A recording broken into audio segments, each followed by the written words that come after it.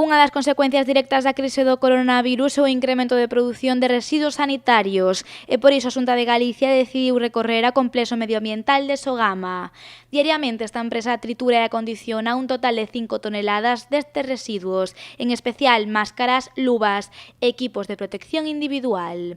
Cabe destacar que este traballo realizase seguindo un estrito protocolo de seguridade e que para facelo habilitouse unha instalación específica e independente, a de refugallos urbanos. Sogama, una vez más, ha estado a la altura de las circunstancias y de lo que le ha pedido la Xunta y el Sergas.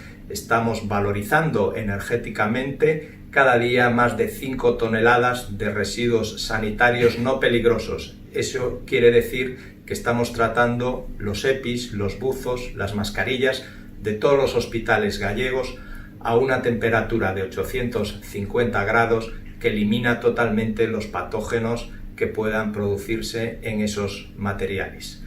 Todos os residuos sanitarios que chegan a Sogama son divididos en diferentes clases segundo o risco de infección.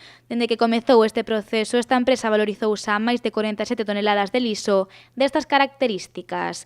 Ademais, as consecuencias desta pandemia non son só palpables neste sentido.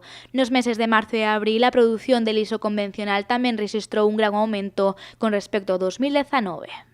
Durante estos 2 meses que llevamos de confinamiento, en Sogama hemos recibido, comparado los meses de marzo y abril con el 2019, un incremento de 2,51% de residuos. Pero quiero destacar especialmente el incremento que tuvimos en la recogida selectiva de envases, plásticos, etc. Esto quiere decir que en el confinamiento hemos consumido más, pero también hemos mejorado en nuestro reciclaje en las casas. A reciclaxe de envases liseiros aumentou durante os meses de marzo e abril, pasando das 4,2 toneladas recollidas en 2019 ás 5,2 deste ano.